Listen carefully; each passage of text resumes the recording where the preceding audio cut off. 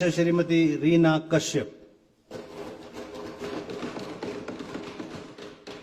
माननीय अध्यक्ष महोदय, माननीय सदस्य अजय सोलंकी जी ने जो संकल्प प्रस्तुत किया है, मैं भी इस संकल्प में अपने आप को शामिल करती हूं।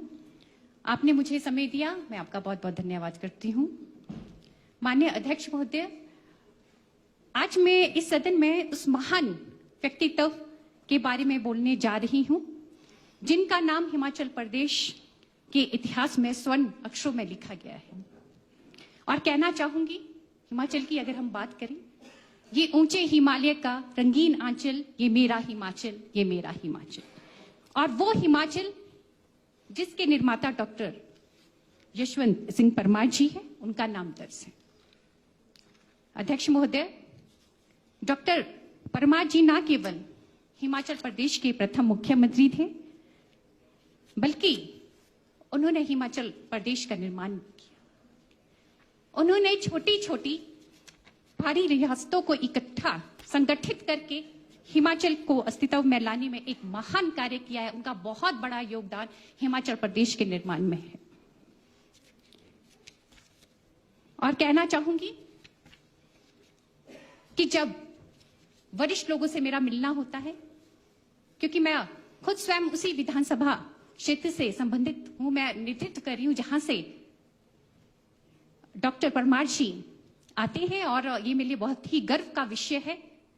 जब बहुत सी ऐसी बातें सुनने को आती थी, जब हिमाचल प्रदेश का निर्माण हुआ तो कहा जाता था कि आपकी कौन सी प्राथमिकता है।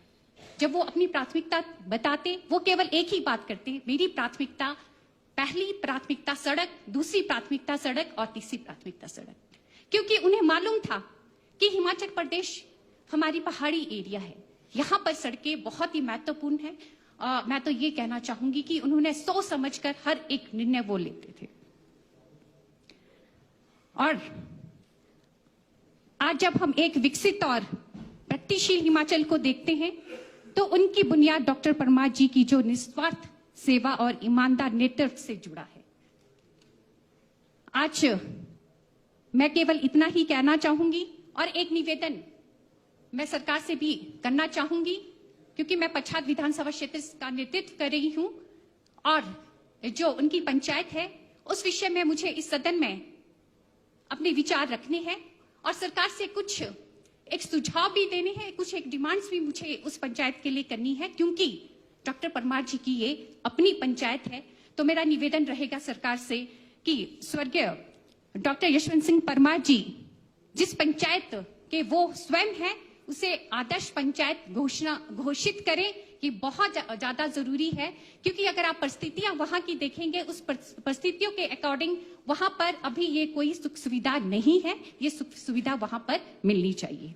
और उसी प्रकार जिस स्कूल में डॉक्टर परमार जी अपनी शिक्षा ग्रहण की है, उस स्कूल को, माननीय मंत्री जी, मेरा निवेदन रहेगा उस स्कूल को आप आदर्श विद्यालय घोषित करें, ताकि वहां पर जो बच्चे हैं, वहां की जनता है, अच्छे टीचर्स वहां पर हो, स्कूल वहां पर, भवन अच्छा हो, मैदान वहां पर हो।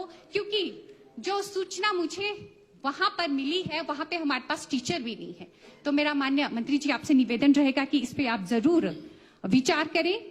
और मैं कहना चाहूंगी कि एक हमारे उसी गांव में एक स्वास्थ्य केंद्र, जो कि डॉक्टर परमार जी का अपना गांव है, मैंने पहली विधानसभा जब बजट सत्र था, उस समय भी मैंने कहा कि वहां पे उप स्वास्थ्य केंद्र है, वहां बड़े बड़े ताले लटके। माननीय मंत्री जी, मैंने आपको कहा था, आज आप यहाँ पे संकल्प लाए हैं, हम आपके साथ हैं, मगर आप ये देखिए कि वहां की परिस्थिति क्या है। बड़े बड़े ताले वहां पे लटके हैं। अगर आपने सच में संकल्प किया है, तो मैं आपको कहना चाहूंगी, जो उप स्वास्थ्य केंद्र है उसे आप अपग्रेड कीजिए, तब मैं आपका संकल्प मानूंगी।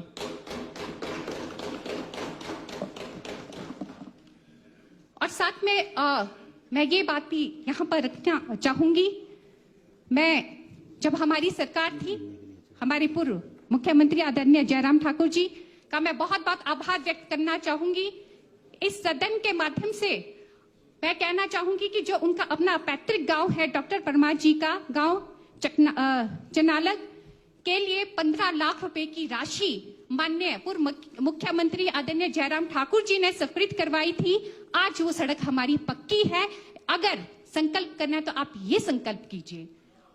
और साथ में मैं कहना चाहूंगी कि बड़ी दुख के साथ भी मैं ये बात कहना चाहूंगी, अभी 4 अगस्त को एक जो यहाँ पर कार्यक्रम रखा गया और जयंती का कार्यक्रम रखा गया, तो उसमें जब हमारी सरकार थी, माननीय मुख्यमंत्री जी ने और जो हमारे पूर्व मुख्यमंत्री आदरणीय जयराम ठाकुर जी ने एक संकल्प लेते हुए मान सम्मान की बात करते हुए एक बड़ा कार्यक्रम पीटर हॉल में रखा जाता था। और मुझे अच्छी तरह से याद है कि उनके जो परिवार के सदस्य हैं वहां पर उनको बुलाया जाता था, उनका मान सम्मान किया जाता था।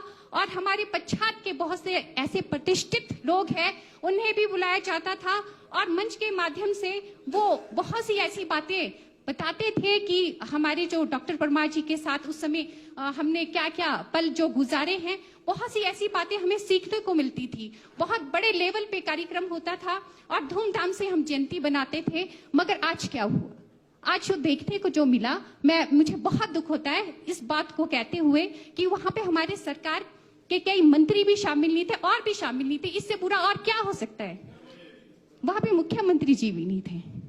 आप बताइए, आगे हमें भी दर्द है। देखिए, ये डॉक्टर परमार जी हमारे हिमाचल प्रदेश के निर्माता हैं और मेरे खुद मैं स्वयं उसी विधानसभा क्षेत्र से हूं और मुझे पता है कि हमारा विधानसभा क्षेत्र कितना पिछड़ा है।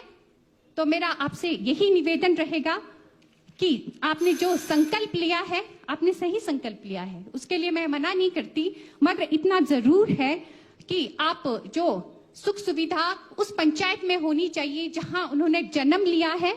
और इतना बड़ा कार्य जो हिमाचल प्रदेश के निर्माता है, वो सारी सुख सुविधा वहां उस पंचायत में, उस एरिया में मिलनी चाहिए।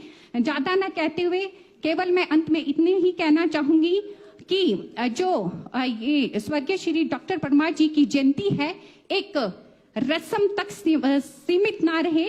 ये हमारे मान सम्मान, ये हमारा सम्मान है, ये हमारा गौरव है।